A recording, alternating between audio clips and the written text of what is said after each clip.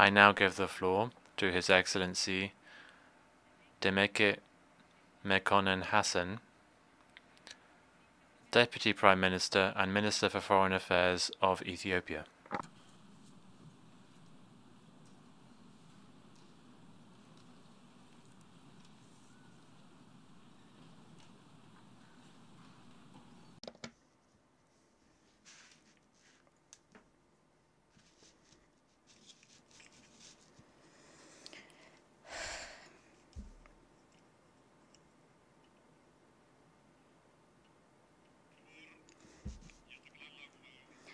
Excellency, President of the General Assembly, Excellency, Secretary General of the United Nations, Excellencies, Heads of State and Government, the peace-loving people of our world, ladies and gentlemen.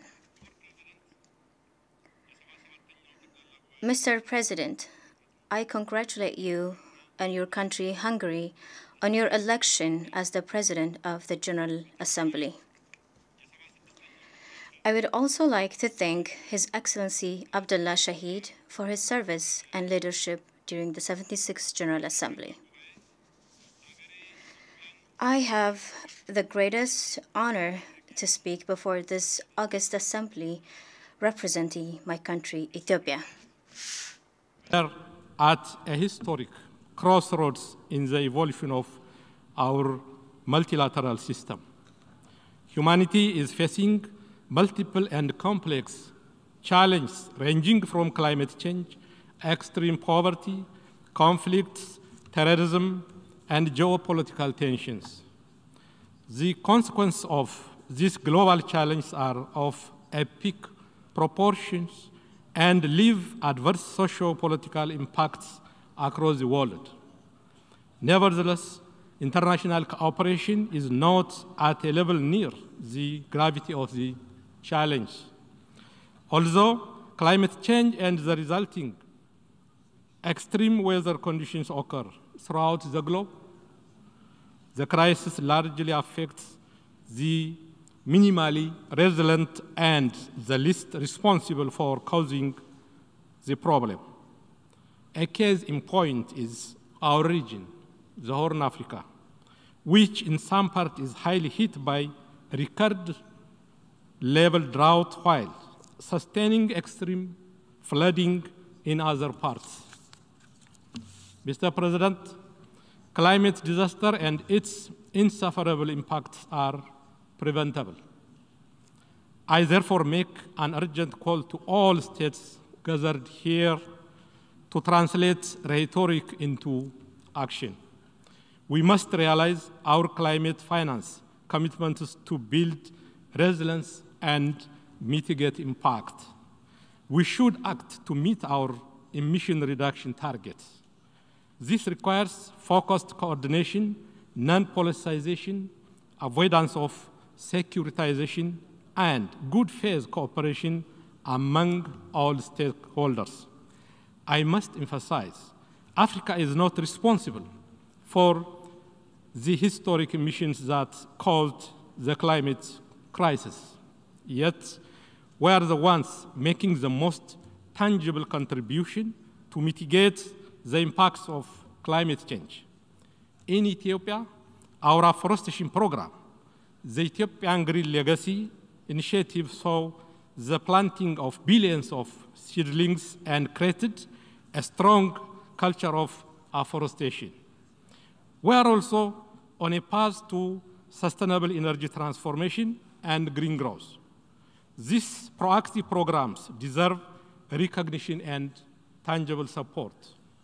Mr. President, we have a shared planet and a common destiny. Overcoming our collective challenges require concerted efforts and trusted global leadership. We are gathered here because our forefathers, learning from the tragic episodes of human history, decided to establish the United Nations as the guardian of peace. However, we are yet to achieve true universality in the main organs of the United Nations. Africa has no permanent seats at the UN Security Council. Our request for African solutions to African problems is yet to be given the respect and support it deserves. We believe these considerations underpin the credibility of the Council in the continent. African problems are sustainably addressed when approached in the true context of the region and take full account of the strategic interests and aspirations of the countries concerned. It is only when we do this and uphold regional solutions we could start reducing the proliferation and overextended study of African issues in the UN Security Council. Mr. President, for the past 4 years, Ethiopia has made significant progress in its socio-economic development and democratization. These years have also been compounded by challenges that tested our survival as a nation. In November 2020, the most heinous and treasonous attack was waged against the Ethiopian National Defense Force that protected not only the peace and stability of Ethiopia, but also helped keep peace in other countries on behalf of the United Nations and the African Union. The criminal group that remains hell-bent in destroying societal foundation of our country colluded with external actors opposed to our development aspirations. The insecurity this group created has been very tragic and costly. Yet, the government of Ethiopia has earnestly tried to avoid this conflict. Regrettably, our efforts to prevent the conflict from igniting were not successful. Thanks to the resolve and determination of Ethiopians, the designs of our adversaries against Ethiopia's progress have been frustrated. We have also paved a path for peace and recovery, relying on the ability of the peace-loving people of Ethiopia to reconcile, make peace among ourselves, and start the process of healing. We thus call for support to our agenda for peace, reconciliation, and reconstruction. We also urge respect for and support to the EU-led peace process. Any other approach, including the politicization of human rights and unilateral coercive measures, will not yield any positive outcome. Mr. President, the past year has also been a milestone for my country and we believe to the entire Nile River Basin. Our project, the Grand Ethiopian Renaissance Dam, commenced lighting our homes and fulfilling our intergenerational aspiration. All the glory and gratitude go to the people of Ethiopia who financed this project. The dividend goes far and wide to the entire region. Taking this opportunity, I reiterate Ethiopia's commitment to equity and cooperation in the use of transboundary rivers and shared prosperity with all riparian countries. We will continue in good faith the trilateral negotiation under the auspices of the African Union to reach a mutually acceptable outcome. Mr. President, over the past 3 years, the implementation of the Sustainable Development Goals encountered serious setbacks. The global COVID-19 pandemic has tested our health system. Global trade in goods and services was halted, causing a great deal of loss to our economies. The response by international financial institutions has been below the required level and did not account for the special vulnerability of least developed countries.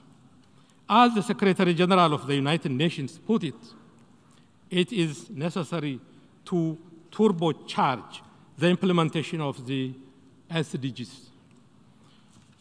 We call for enhanced focus and support to national efforts to improve agricultural and manufacturing productivity, increase investment, facilitate technology transfer, foster fair trade, redouble debt cancellation, and restructuring and enhance international finance for national priority projects.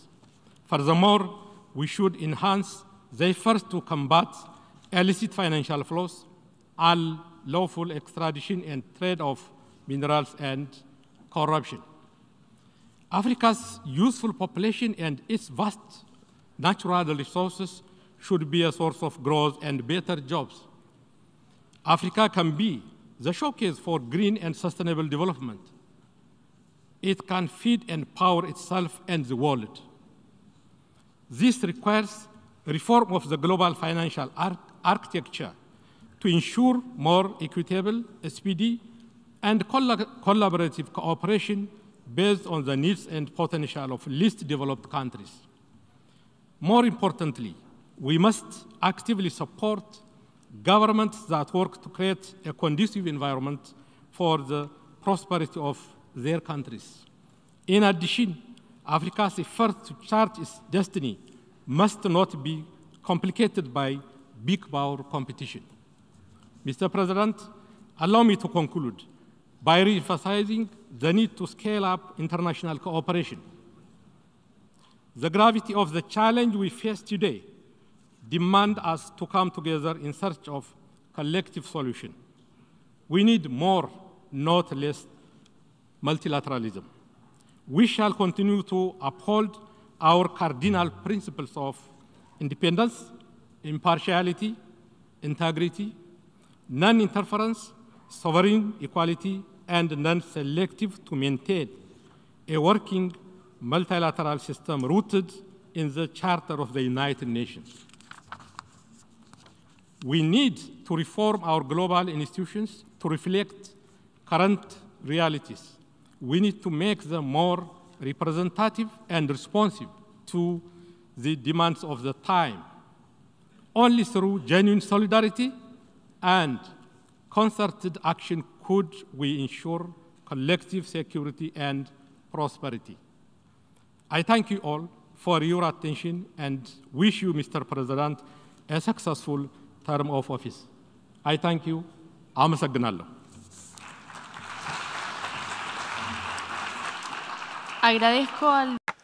I thank the Deputy Prime Minister and Minister for Foreign Affairs of Ethiopia.